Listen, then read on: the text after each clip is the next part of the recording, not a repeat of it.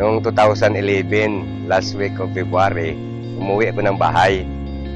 Pating ko sa bahay, parang pagubad ko ng sapatos ko, parang may tinik yung paa ko. Sabi ko sa misis ko pag umaga, tingnan mo nga kung may tinik. Sabi niya sa akin, sabi niya, wala naman, pero parang may puti na kasing laki ng munggo. After 4 days, nagpip yung taas ng paa ko. Naglabas doon ng nana. Doon na nag-umpisa na unti-unti na nabubulok yung aking talampakan. 3 months, nabubulok na yung talampakan ko at nagmaga na yung paa ko hanggang sa aking hita. Tapos may fluid na tumatagas na mabaho yung amoy. At doon nag-umpisa na kinain ng uod yung paa ko, nagkaroon ng uod. Kinain ng langgam yung mga bulok ng paa ko.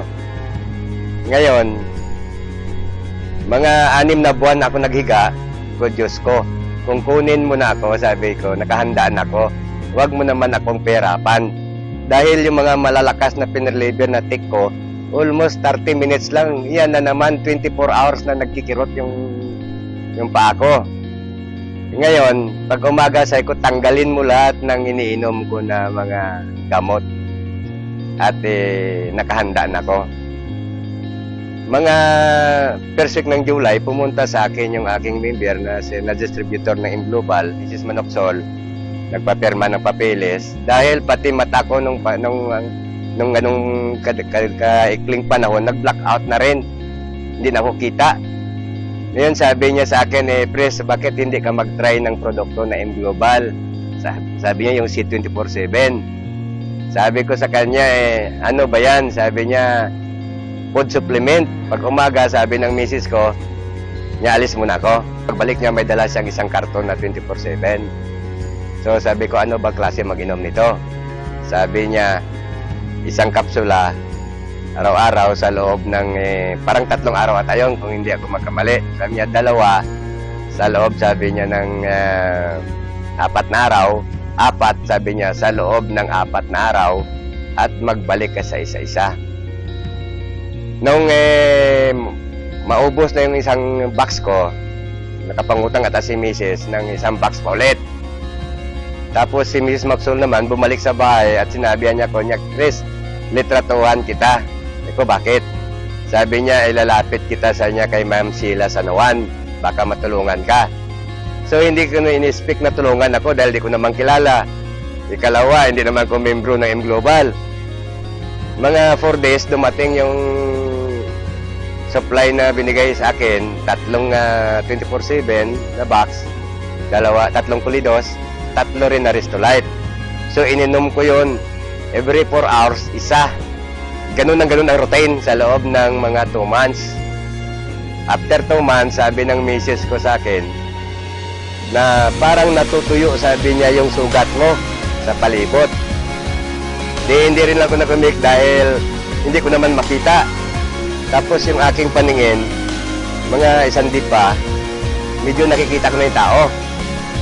Ngayon, sa loob ng 2 buwan, sabi niya sa akin, gumagaling, sabi niya, nagkaroon ng laman na, sabi niya, yung paa, at nakakita na ko. Ngayon, ang sabi ko naman sa kanya, dahilan sa ipit din kami at mabuti naman si Ma'am Sheila, sige suporta sa akin ng C24/7 na yan bago yung product ng Global hanggang sa naghilom yung mga sugat ko, natanggal yung mga maga, nawala yung masamang amoy at nakakabangon ako, nakakaupo na ako. Kasi yung sabi ko, yung unang tayo ko na nakalakad na ko, una kong pumunta doon sa opisina ni Ma'am Sheila Sanawan para mag-testimony ng, para maipakita sa kanya na ito ang product ng tulong mo sa akin. Ako'y gumaling na. Pasalamat ako sa produkto na M-Global dahil number 1 factor yun na ako'y nagaling. Ikalawa, doon sa kay Mrs. Manoxol, siya nag-introduce sa akin ng product na yan. At higit sa lahat, pinapasalamatan ko si Mrs. Sheila Sanawan Ma'am Sheila, ulit-ulitin ko ito, utang ko sa iyo ang aking buhay. Salamat, oh.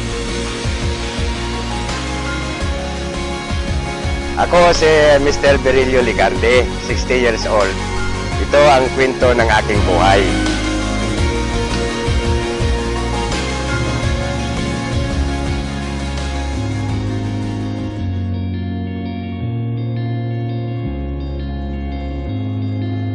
Ako po si Joylyn na Inciso. Anak ko po si Ivan. 1-year-old and a half siya.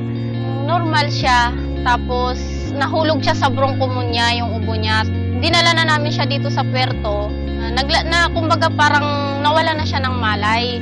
Tapos dinala namin siya sa provincial. Tapos pagdala namin doon, mayroon daw siyang tubig sa baga. Tapos nagkaroon siya ng acute na infection sa dugo. Tapos nagaling din kasi kumbaga private doctor din kami.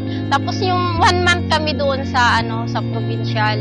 Tapos paglabas niya, nagtataka lang ako bakit yung anak ko, bakit hindi na siya makabangon, hindi na siya makapagsalita na mama, bakit ganun? Bakit hindi siya makapagsalita na? Ang ginawa ko, naghanap ako ng therapy hanggang nakilala ko si Dr. Socrates. Nag-board kami sa Baltan para maano siya ng therapy niya. Nung na-therapy na siya, amat-amat, natigilan na rin yun kasi lumipat na kami sa Siksikan, medyo malayo na, minsan may pamasay, minsan wala. Talagang nagpursige ako na matuto sa therapy nila. Natuto na ako na nagtsatsaga na mag-therapy sa kanya. Tapos dinala namin din siya sa albularyo, dinala rin namin siya sa para lang na mahilot siya. 3 years old siya, pinaaral ko na siya para matuto siya at mahalubilo sa mga bata. Pero hindi pa siya talaga as in katulad ng kailangan talaga buhatin, kailangan niyang alalayan talaga, hindi siya na yung pusa pa dati. Grade 1 hanggang grade 2, bumabalik-balik pa rin kami sa hospital kasi nga yung sakit niya hindi pa rin talaga mawawala, yung bronchopneumonia, anemia, at saka yung nagkakaroon siya ng tubig sa baga o di kaya acute na infection sa dugo. Hindi yan nawawala sa kanya. Grade 3 na siya, pasukan, meron akong na-meet na yun na si Ate Lynn na Soriano. Naawa siguro siya dahil buhat-buhat ko si Ivan. Tapos, inalok niya sa akin yung may choco. Tapos sabi ko sa kanya, pwede ba utang? Sabi ko, hulug-hulugan kita. Tapos nun, pumayag siya. Pinatake ko siya ng 3 days. Nagtataka ako, sabi ko, bakit? Nagkakwentuhan kami na Ate Lynn sa may upuan. Tinawag niya ako, sabi niya. At, Mama, magtingin ka. Tapos tinagtingin kami. Yung pala, maglakad siya. Tumayo siya at maglakad. Tapos pagdating naman sa bahay, hindi na siya mapakali. Gusto niya yung magtayo, maglakad talaga. Siyempre, maliit na yung bahay namin, walang space. Lagi ko siyang pinakusip naman. Kusunin mo na yung sarili mo at huwag kang magpadalo-dalo, baka mamaya mapaano ka.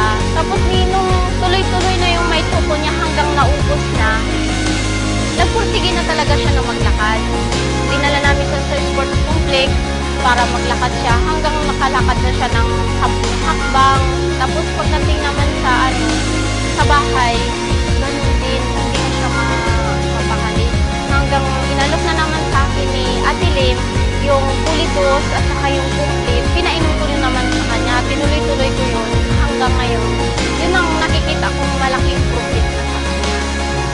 Nakikita ko na may posibilidad na talaga. Kaysa sa mga kabati niya na nakahiga lang, hindi kumakain ng kanin, naka-wheelchair na yung iba.